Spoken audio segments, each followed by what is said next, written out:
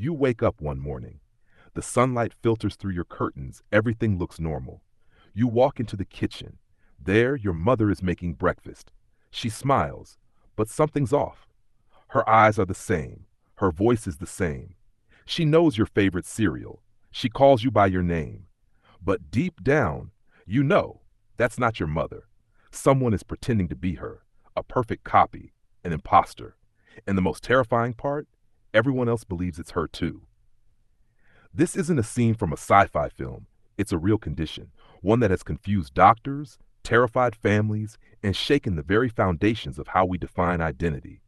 It's called Capgras Syndrome, a rare, disturbing disorder in which the brain convinces you that someone you know has been replaced, not metaphorically, literally replaced. And once the belief sets in, it's almost impossible to break. Imagine believing that your spouse has been substituted by a government clone, or that your child is now a perfectly disguised alien agent, or that your pet is no longer your pet, even though it responds to its name, wags its tail, and looks at you with the same eyes. To an outsider, it sounds absurd, but to the person experiencing it, it's as real as gravity. They don't doubt it, they know it, and that's where the true horror lies. Capgras isn't caused by delusions of grandeur or fantasy. It's not schizophrenia, although it can be linked. It's something stranger, more mechanical, a breakdown in the brain's recognition system.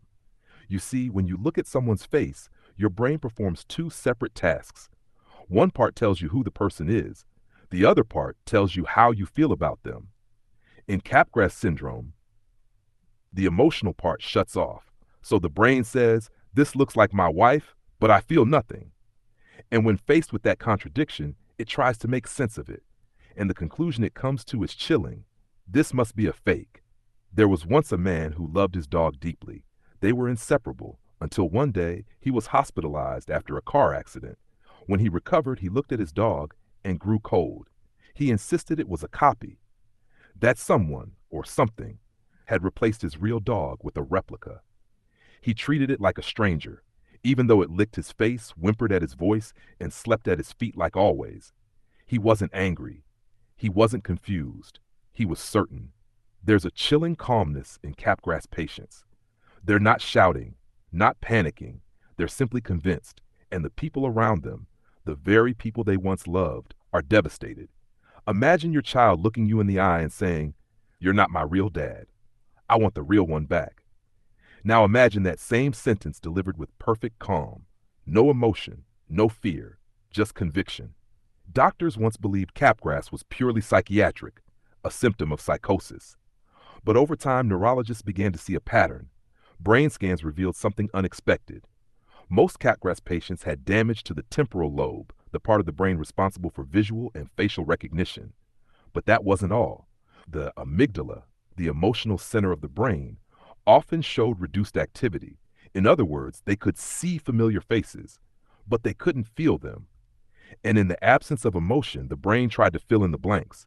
But instead of admitting confusion, it constructed a narrative, a replacement, a double, an imposter. CAPS isn't just terrifying because of the delusion. It's terrifying because of what it suggests about us. That love, familiarity, and recognition may not be as deep as we think, that they might depend not on soul or connection, but on circuitry, wires, chemicals, that what makes someone feel real to us is something that can be switched off. You might wonder, why does this happen only to certain people? Why not all brain injuries cause it? The truth is, we don't know.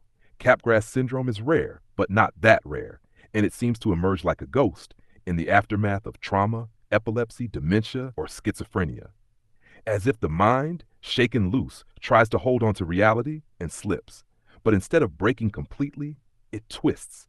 And what emerges is a world that looks the same, but feels wrong. A world of copies, of masks, of people who aren't who they claim to be, even if they are. You might never experience Capgras syndrome, but once you know about it, you'll never look at your reflection, your family, or even your own thoughts the same way again. Because if a single connection in your brain can make your mother feel like a stranger, what else in your life depends on a signal you're not even aware of? There's a story. A man, well-educated, successful, healthy, was in a minor car accident. No visible injuries, no memory loss. But afterward, something changed. He came home and told his wife that he loved her, then paused and whispered, "But you're not her, are you?" She laughed, thinking he was joking. He didn't laugh back. Over the next few days, he stopped sleeping. He'd pace at night, watching her silently. She looked like his wife. She smelled like her. She knew their memories, their shared history. But he couldn't feel it. Something inside him said she was a perfect copy and that the real one was gone. He began to believe there was a conspiracy, that his wife had been taken, that whoever stood in front of him was part of a larger operation, testing him. And the worst part, he didn't seem afraid. He was calm, clinical. He documented his observations in a notebook. Her smile was zero point 0.5 degrees wider, her laugh slightly higher pitched, her handwriting more deliberate. To him, these were proofs, proofs that she wasn't who she claimed to be. To everyone else, they were the notes of a man quietly unraveling. There's another case. A woman in her 70s. After a stroke, she began insisting her daughter was an actress, not just a stranger, a paid impersonator. She accused her family of staging elaborate performances, placing actors in her home, scripting their lines. When asked why they do this, she said, "To make me believe everything is okay." She believed the world was a set, that her life had become theater. These stories might sound like science fiction, but they are medical reality. Capgras syndrome is part of a family of strange disorders that target the mind's ability to recognize the familiar. Take Capgras Delusion, for example. It's the opposite of Capgras. In Capgras, the person believes that everyone is the same person in disguise, following them, watching them, changing appearances. So while Capgras patients see familiar faces as strangers, Capgras patients see strangers as the same face, over and over. It's as if the mind's pattern recognition system has gone into overdrive or short-circuited completely. Then there's Capgras Delusion, also called walking corpse syndrome. People with Capgras believe they are dead, that their organs are missing, that they no longer exist. One woman refused to eat because dead people don't need food. Another believed she had no blood, that she was hollow. These are not theatrical hallucinations. They are unwavering beliefs, grounded in a distorted version of logic, shaped by a brain that can no longer map reality correctly. Capgras is particularly cruel because it turns love into fear, trust into suspicion, and home into a trap. For caregivers and family, it's heartbreaking. To be seen, physically present, but emotionally erased. To become a stranger in the eyes of someone you love, and to know that nothing you say can bring you back. Neurologists believe the key lies in the connection between the fusiform face area and the amygdala. In healthy brains, seeing a familiar face activates both recognition and emotional warmth. In Capgras patients, the visual recognition still works. They know what they're seeing, but the feeling is gone. And without that emotional tag, the brain panics. It looks for explanations, and in the absence of a better answer, it invents one. A double, a replacement, a perfect fake. You may wonder, why doesn't the patient feel that their belief is wrong? Because to them, it isn't. Capgras delusions are often described as incorrigible, meaning no amount of logic, proof, or confrontation can change them. You could show a Capgras patient a live video feed of their loved one entering the room, and they'd still say that's just a recording or a trick. Their brain has already rewritten the rules of the world, and once rewritten, it guards them like gospel. There is no universal treatment. Antipsychotics sometimes help. Therapy may offer moments of clarity, but many patients live with Capgras for years, even decades. Some recover suddenly, others never do. And some spiral deeper.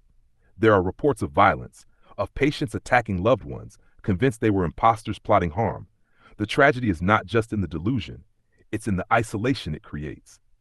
Imagine living in a world where no one is real, where every smile feels rehearsed, where love feels counterfeit, where trust is dangerous. That is the daily reality of a Capgras patient. And yet, what does this condition tell us about ourselves? If one damaged pathway in the brain can erase emotional recognition, how fragile is our sense of reality? How much of our world, our relationships, our memories, our identity, is built on feelings we don't even consciously notice? Is reality something we perceive or something we invent to survive? And if the mind can be tricked so thoroughly, how do we ever know what's real? There was a woman, 36 years old. She believed her husband had been replaced, that the man she married had disappeared in the night and someone else had taken his place. He still made her coffee, still folded the laundry the same way, still knew how she liked her eggs, over easy, not runny. But when he touched her arm, she pulled away. His skin felt wrong, his presence foreign. She knew it wasn't him, and the fear in her eyes wasn't anger, it was grief. She had lost someone, and yet he was standing right there. Doctors tried medication, antipsychotics, mood stabilizers. She improved for a while, then relapsed. Cognitive behavioral therapy helped a little, but only when she trusted the therapist, which became harder and harder. Eventually, they tried something unconventional, a form of mirror therapy, typically used for phantom limb pain. They asked her to look at herself, to describe her own face, and for a moment, she paused. She said, "I know that's me, but it doesn't feel like me." This is the hidden cost of Capgras. It doesn't just change how you see others, it changes how you see yourself. Because if your mind can no longer trust what it sees, how can it trust what it is? In many ways, the syndrome isn't just a neurological glitch. It's a spiritual fracture, a crack in the foundation of being. Modern neuroscience is working hard to understand Capgras using brain imaging, AI modeling, and predictive diagnostics. Researchers now believe that familiarity is not a passive process. It's built moment by moment. Every time we see someone we know, the brain sends two signals. One says, "This is who that is." The other says, "This person matters to you." It's that second signal that makes recognition meaningful, that turns knowledge into connection. And when it fails, the person becomes hollow, like a photograph without a memory behind it. But why does the brain invent imposters instead of admitting confusion? Because the mind is built to create meaning, not to accept voids. A blank face with no emotional tag is more terrifying than a conspiracy. So it builds a story, not to deceive, but to survive. Capgras Syndrome, in this light, isn't madness. It's a desperate logic, a system trying to make sense of an impossible gap. Some believe this disorder offers a glimpse into something deeper, not just about illness, but about reality, that what we think of as truth might actually be a collection of emotional reinforcements, that your spouse feels real, not just because they look real, but because your brain tells you they do. So what happens when that signal is gone? Are they less real, or were they only ever real because you felt they were? And if that's true, how much of your life is simply a story your brain tells itself? In a strange way, Capgras invites us to ask the hardest questions. Who are we when memory remains but feeling vanishes? What defines a person, their face, their facts, or how we feel about them? And most disturbingly, can anyone ever truly be known? There's no easy fix for Capgras, no magic pill, no guaranteed path back. But in its shadows, we can learn something profound. That our world, the one we take for granted, is incredibly fragile. That love, trust, recognition are not guaranteed. They are built, maintained, delicately threaded together by a brain that's doing its best. And when it falters, the whole illusion can collapse. Maybe what we call reality isn't a solid thing. Maybe it's liquid, shifting and shimmering, shaped by signals and sparks. And if that's the case, maybe empathy is the only anchor we have. To look at someone and say, "I believe you're real," even if your mind says I'm not. If this story left you thinking, if it made you question the nature of perception, then we invite you to stay with us. This is 777 File, where we uncover the mysteries of science, mind, and existence, one story at a time. If you found this meaningful, please consider subscribing, like the video to support our work, and tell us in the comments, what do you think makes someone real? Until next time, stay curious.